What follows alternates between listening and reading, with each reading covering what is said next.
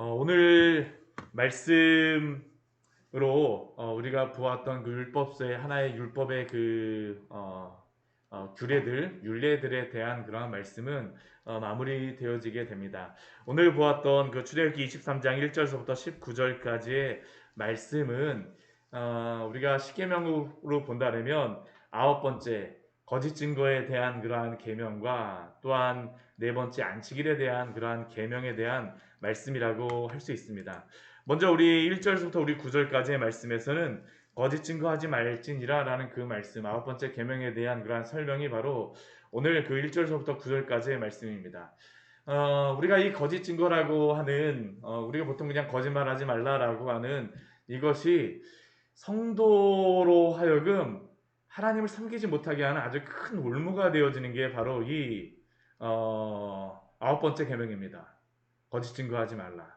이 거짓 증거하지 말라라는 것은 본래적인 그러한 의미는 이게 재판정에 써 있는 그러한 내용들을 말하고 있습니다. 오늘도 말씀을 보게 되면 재판정에서 있을 수 있는 그러한 일들에 대해서 말씀하고 있지만 사실은 이게 재판정에서만 그 관련되는 그러한 말씀이 아니라 우리가 그러한 공적인 자리뿐만 아니라 사적인 자리에서도 이웃에 대하여서 거짓 증거를 하지 말고 진실될 것을 말하는 것이 바로 이 거짓 증거하지 말라라는 그러한 의미임을 우리가 알 수 있습니다. 그렇다면 이 거짓 증거가 무엇을 이야기할까요? 우리 1절에서부터 우리 그 2절까지의 말씀을 그 3절까지의 말씀을 보게 되면 네 가지의 그러한 거짓 증거의 그러한 그 유혹을 받는 것을 우리에게 볼 수 있습니다. 첫 번째는 무엇입니까? 먼저 거짓된 풍설을 퍼뜨리지 말라라는 그러한 겁니다. 다른 사람을 어려움에 빠뜨리거나 사회 혼란을 빠뜨릴 것을 헛된 거짓말을 퍼뜨림으로 그러한 일을 하지 말라라는 겁니다. 오늘날 얼마나 많은 거짓 소문과 뉴스가 온 나라를 휩쓸기도 하고 또 온 국민을 힘들게 합니까? 또한 인터넷에는 거짓 댓글들로 인하여서 심지어는 그러한 일들 때문에 자살을 하는 그러한 일들도 일어나는 것을 우리는 알고 있지 않습니까? 하나님은 우리가 이러한 거짓 풍설에 휩쓸리거나 또한 만들기를 원치 않으십니다. 또 두 번째 우리에게 말씀하시는 그러한 것이 무엇입니까? 악인과 연합하여 위증하는 증인이 되지 말라라고 말씀하십니다. 악인과 연합하여. 이 악인이라고 하는 사람은 어떠한 사람이겠습니까? 힘 있는 사람입니다. 능력 있는 사람입니다. 악인과 연합을 할 수밖에 없는 그런 분위기가 만들어집니다. 그러나 악인과 연합하여서 위증하는 것, 거짓을 말하는 그러한 증인이 되지 말라라고 하십니다. 왜 우리가 이러한 유혹에 빠집니까? 내가 악인과 함께하지 않게 되면 오히려 내가 악인을 통하여서 다른 사람들에게 그러한 위증을 당하는 일들을 당할 것에 대한 두려움 때문에 악인과 연합하게 되어지죠. 그러나 하나님이 기뻐하지 않으세요. 우리가 때로는 그 악인과 연합함으로 우리에게 이익이 발생하고 우리가 손해를 보지 않는 것 때문에 그러한 일에 연합하고자 하는 그러한 미혹이 있지만 하나님이 기뻐하지 않으십니다. 우리 시편 1편의 말씀을 기억하십시오. 복 있는 사람은 어떠한 사람들입니까? 악인들의 꾀를 따르지 아니하며 죄인들의 길에 서지 아니하고 오만한 자들의 자리에 앉지 아니하고 오직 여호와의 율법을 즐거워하여 그의 율법을 주야로 묵상하는 사람입니다. 진리가 아닌 곳에 가지 마십시오. 우리의 영혼을 망가뜨리고 하나님의 백성답게 살지 못하게 하는 올무가 되어집니다. 또한 우리 2절 말씀을 보게 되면 이 거짓 증언을 하는 그러한 또 다른 우리의 미혹을 주는 그러한 이유가 무엇입니까? 다수를 따르기 때문입니다. 다수를 따라 악을 행하지 말며 송사의 다수를 따라 부당한 증언을 하지 말며 우리가 보통 민주주의 하게 되면 다수결의 원칙이 기본적인 그러한 원칙입니다. 그러나 우리가 역사를 보거나 우리가 상황을 보게 되면 다수라고 하여서 그 분명히 진리가 아닐 수도 있음을 우리는 여러 가지로 볼 수 있지 않습니까? 얼마나 이 시대 가운데에서 다수라고 하여서 그 진리라고 외치는 시대 속에 살아가고 있습니까? 나치의 히틀러를 한번 생각을 해보십시오. 독일의 그러한 시대 가운데에 그 나치가 그 독일을 휘감았을 때에 모든 사람이 보기에는 그 히틀러의 그러한 소리를 다 찬성하였습니다. 그러나 그게 진리였을까요? 아닙니다. 다수가, 내 주변의 다수가 함께 한다고 해서 악을 행하는 길에 우리는 서지 말아야 됨을 기억해야 됩니다. 하나님은 진리를 행하기를, 진리를 말하기를 원하시지 다수가 말하는 것을 우리가 따르기를 원치 않으십니다. 하나님과 함께 서십시오. 하나님의 진리의 편에 서십시오.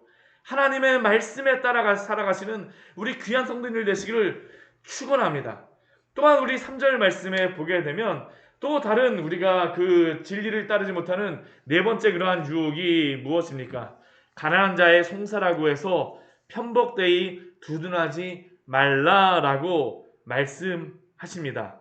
무조건 가난한 자의 편, 힘없는 자의 편이 서지 말라라고 우리에게 경고하십니다. 분명히 하나님께서는 앞에서 고아와 과부를 긍휼히 여기며 또한 이방의 나그네를 향하여 그 사랑을 베풀 것을 우리에게 말씀하셨습니다. 그러나 그것은 어디까지나 진리 안에서 행하는 것입니다. 만약 가난한 자라 할지라도 가난한 것 때문에 그가 악을 행하는 그러한 것에 따른다라고 하면 하나님은 그것을 원치 않으십니다. 오늘날 이 시대에 소수자의 그러한 권리를 강조하다 보니 진리가 무너지고 방종함이 넘치는 그러한 시대가 됨을 우리가 볼 수 있지 않습니까? 분명히 동성애와 또한 낙태와 같은 것은 성경의 말씀에 의하면 분명히 죄임에도 불구하고 이것이 소수자의 그러한 권리라는 것으로서 포장되어져서 얼마나 죄악을 행하게 합니까? 결코 이러한 것을 하나님이 기뻐하지 않으심을 우리는 기억해야 합니다. 그러니까 이 거짓 증거하지 말라라는 것은 진리의 편에 서라는 것을 우리에게 말씀하심을 기억해야 합니다. 또한 우리 4절과 5절 말씀에 보게 되면 이 법정의 증언에서 때로는 원수와 같은 나의 반대편에 서 있는 사람의 그러한 편에 반대해서 손해보는 일을 하지 말라라고 또 우리에게 경고하세요. 우리 4절 말씀 보십시오. 원수의 그러한 길 잃은 소와 나귀를 보거든 원수만 미워 보일 뿐만 아니라 그의 소와 길 잃은 나귀도 미워버리는 마음이, 미워하는 그러한 마음이 우리의 마음속에서 막 일어나지 않습니까? 근데 하나님께서는 그렇게 행하지 말라라고 말씀하십니다. 비록 그 법정에서 또한 나의 이익에서 반대되는 그러한 사람이라 할지라도 그들이 손해를 보거나 재산상의 그러한 잘못된 그러한 것들을 당하거든 도와주라고 말씀하세요. 긍휼을 행하라고 말씀하십니다. 로마서 우리 12장 우리 19절 이후에 말씀해 보게 되면 분명히 하나님께서는 이것을 우리에게 말씀하셨습니다. 내 사랑하는 자들아 너희가 친히 원수를 갚지 말고 하나님의 진노하심에 맡기라. 기록되었으되 원수 갚는 것이 내게 있으니 내가 갚으리라고 주께서 말씀하시니라. 내 원수가 줄이거든 먹이고 목마르거든 마시게 하라. 그리함으로 내가 숯불을 그 머리에 쌓아 놓으리라. 악에게 지지 말고 선으로 악을 이기라. 왜 우리에게 이 원수에 대하여서 내가 원수 갚지 말라라고 말씀하십니까? 우리가 그 원수에 대하여서 내가 원수를 갚게 되면 당장은 나의 마음이 편해질 수 있습니다. 근데 문제는 무엇입니까? 우리가 그렇게 행함으로 말미암아 악을 행하는 사람을 닮아가고 악을 행하는 사람의 그 길에 서게 된다는 겁니다. 우리가 진리를 따르지 않습니다. 진리를 따르지 않아요. 그렇기 때문에 우리 4절과 5절 말씀에서 원수의 길 잃는 소와 나귀를 보거든 찾아주고 또한 미워하는 자의 나귀가 넘어지는 것을 보거든 도와주어서 그 짐을 잘 부릴 수 있도록 도와주라고 말씀하신 겁니다. 우리가 그렇게 되지 말라라고 우리를 지키시기 위해서 말씀하심을 기억하십시오. 또한 우리 6절부터 우리 9절까지의 말씀에 보게 되면 여러 가지 이러한 상황들에 대하여서 거짓을 행할 수 있는 그러한 상황에 대하여서 법정에서 거짓이 행해지는 그러한 상황에 대해서 우리에게 경고를 하시죠. 우리 가난한 자의 송사라고 하여서 정의를 굳게 하지 말며 이것은 가난한 자라고 해서 가난한 것 때문에 편들지도 말고, 또한 가난하다라고 하여서 그 다른 그 힘 있는 사람의 편에 서지도 말라라는 겁니다. 정의를 굳게 하지 말며 진리를 행하라는 겁니다. 이 거짓 증거는 진리를 행하라는 겁니다. 우리 7절 말씀도 그 동일한 것을 말합니다. 거짓 일을 멀리하며 무죄한 자와 의로운 자를 죽이지 말라. 나의 그러한 이익을 위하여서 무죄한 자, 의로운 자를 해하지 말라라고 말씀하십니다. 또 우리 8절 말씀도 보십시오. 뇌물을 받지 말라라고 말씀하십니다. 왜 뇌물을 받습니까? 요즘에도 계속 신문에서 이 여러 가지 선거를 앞두고 있다 보니까 그 선거에 나온 사람들이 이러한 문제 저질렀다라고 서로가 막 그렇게 비난을 하지만, 그렇게 비난하는 그러한 많은 이유 중에 하나가 무엇입니까? 뇌물에 관련된 그러한 부분입니다. 뇌물을 받지 말라라고 말씀하세요. 왜 이 말씀을 하십니까? 뇌물을 받게 되면 진리의 편에 서지 못하기 때문입니다. 아무리 판사라 할지라도, 아무리 정의롭게 그가 행했다 할지라도 이 뇌물이 밝은 자의 눈을 어둡게 하고 의로운 자의 말을 굽게 하기 때문입니다. 또한 우리 9절 말씀에서 이방 나그네를 압제하지 말라라고 말씀하십니다. 이방 나그네 같은 경우에는 그 다른 곳에서 왔기 때문에 여러 가지 법정이라던가 또한 사적인 그러한 모험에서 차별을 당하기가 쉽죠. 그렇게 그러한 일들을 거짓말을 행함으로 다수를 따라서 또한 악인과 연합함으로 위증하는 증인이 위증하는 증인으로서 이방 나그네를 압제하지 말라라고 우리에게 말씀하시는 것입니다. 결국 우리가 이 거짓 증언의 이 말씀을 보게 되면 무엇을 할 수 있습니까? 거짓말을 하지 않는 것뿐만 아니라 우리의 공적이고 사적인 그러한 부분에서 거짓을 말하지 않는 것뿐만 아니라 하나님의 진리의 편에 서라는 것을 우리에게 분명히 말씀하시는 것이죠. 왜 우리가 진리의 편에 서야 되겠습니까? 이게 굉장히 중요한 이유가 있습니다. 우리가 이 진리의 편에 서지 않게 되면 마귀의 편에 서게 되기 때문입니다. 마귀의 편에 서기 때문이에요. 한번 생각해 보십시오. 마귀 사탄 같은 경우에는 영적인 존재이기 때문에 육신의 죄악을 범하지 않습니다. 그러다 보니까 마귀가 항상 행하는 그러한 죄악의 근본이 무엇일까요? 교만과 이 거짓입니다. 거짓을 말해요. 예수님께서 요한복음 8장 44절 말씀에서 이 마귀에 대하여서 말씀하는 그 말씀을 기억하십시오. 너희는 너희 아비 마귀에게서 났으니 너희 아비의 욕심대로 너희도 행하고자 하느니라. 그는 처음부터 살인한 자요 진리가 그 속에 없으므로 진리에 서지 못하고 거짓을 말할 때마다 제 것으로 말하나니 이는 그가 거짓말쟁이요 거짓의 아비가 되었습니다.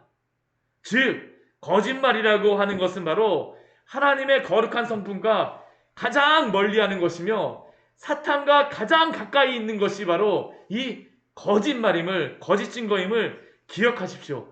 하나님의 편에 서지 않는 것입니다.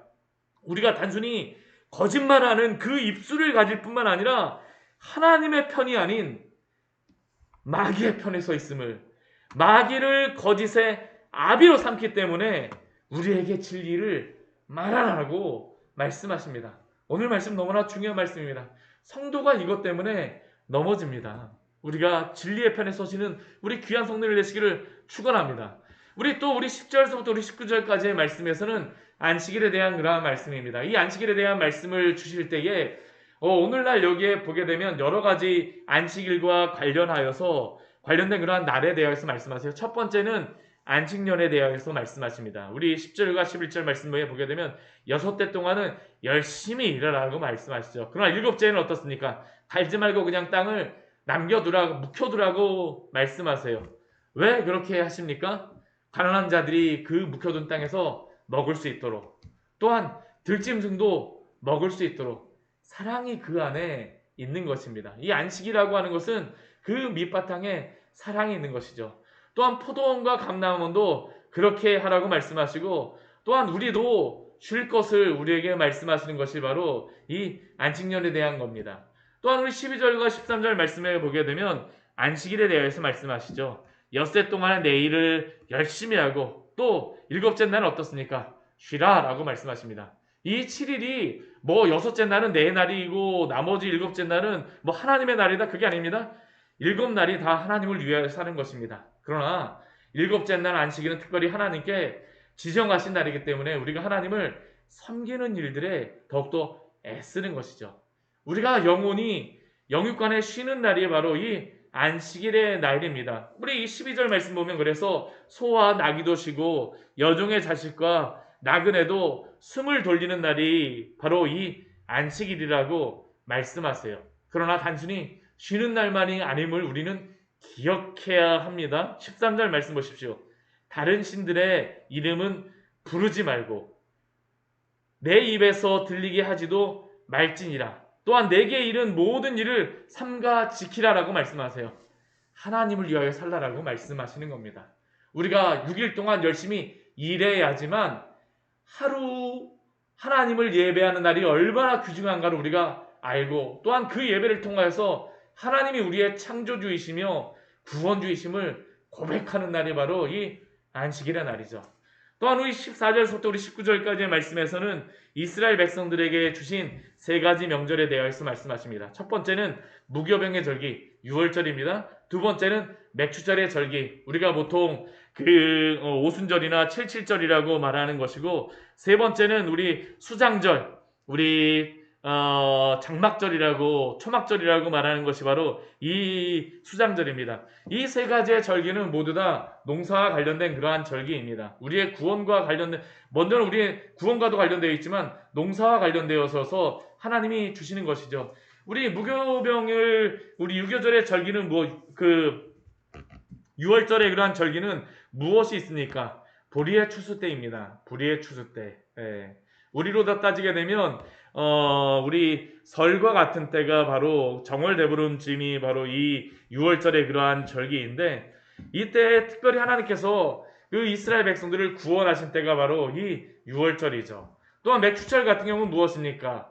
밀을 수확하는 그러한 시기입니다. 첫 열매를 거둔다라고 말씀하시는데, 밀을 수확하는 그러한 시기 맥추절을 지키라고 말씀하십니다. 그러나 우리가 성경적으로 보게 되면 이 맥추절이 오순절과 칠칠절인데, 이 십계명을 받을 때가 바로 이 오순절입니다. 맥추절입니다. 그리고 또한 성령이 임하실 때가 바로 이 맥추절, 맥추절과 관련, 오순절과 관련이 있음을 우리는 기억해야 합니다. 또한 이 수장절 같은 경우는 어떻습니까? 우리가 그 가을에 그러한 곡식을 거두는 그러한 추수감사절과 비슷한 그러한 절기인데, 이때에는 우리가 성경적으로 본다면, 하나님의 구원 역사를 본다면 마지막 재림에 대한 것을 나타내는 것이 바로 이 수장절이라고 할 수 있죠. 농사에 대한 것뿐만 아니라 우리의 모든 인류의 역사를 또한 이 절기를 통해서 우리에게 나타내 주시는 것입니다. 근데 이 절기가 우리가 오늘날은 6월절, 무교절, 맥추절, 맥추절, 수장절로 지키진 않습니다. 그러나 이 절기를 통하여서 우리에게 명령하시는 그러한 것이 있어요. 오늘 이 절기를 말씀하시면서 하나님께서 강조하시는 것이 무엇입니까? 우리 15절 말씀 보게 되면 빈손으로 내 앞에 오지 말라라고 말씀하세요. 그리고 또한 18절 말씀 보게 되면 제물의 피를 유교병과 함께 드리지 말라라고 말씀하시고, 우리 19절 말씀해 보게 되면 토지에서 처음 거둔 열매의 가장 좋은 것을 가져다가 너희 하나님의 전에 드리라라고 말씀하십니다. 하나님 앞에 물질적인 그러한 헌신을 하는 때가 바로 이때입니다. 또한 두 번째는 무엇입니까? 우리 17절 말씀해 보게 되면 내 모든 남자는 매년 3번씩 주 여호와께 보이라라고 말씀하세요. 이것은 시간을 하나님께 드리라는 겁니다. 결국 우리가 하나님 앞에 하나님의 백성으로 살아간다는 것은 무엇일까요? 하나님이 우리의 창조주이시며 구원주라고 하는 것은 나의 모든 것이 하나님의 것이다라는 그러한 고백입니다. 안식일이 바로 그것을 고백하는 날이고요. 이러한 절기를 통하여서 하나님 앞에 우리의 시간을 드리고 물질을 드림으로 말미암아 하나님이 바로 나의 창조주이십니다. 하나님이 바로 나의 구원자이십니다라는 고백하는 것이 바로 이 절기의 의미입니다. 그래서 이 절기는 우리가 그냥 지키는 날이 아닙니다. 하나님이 참된 나의 구원자가 되어주시고 또한 창조주가 되어주셨기에 감사함으로 지키는 날이 바로 이 날입니다. 하나님 백성답게 살아가는 날입니다. 하나님의 백성답게 오늘도 맡겨준 이 날 6일의 그러한 일을 열심히 일하십시오. 또한 7일째 되는 날 하나님 앞에 예배로서 주 앞에 나아갈 때에 하나님이 바로 나를 창조하셨습니다. 구원하셨습니다. 날마다 고백하며 거룩하게 살아가시는 우리 귀한 성도님들 되시기를 축원합니다. 같이 기도하도록 하겠습니다. 하나님 아버지, 오늘 말씀을 통하여서 우리에게 귀한 은혜를 주시니 감사를 드립니다. 우리가 이 땅을 살아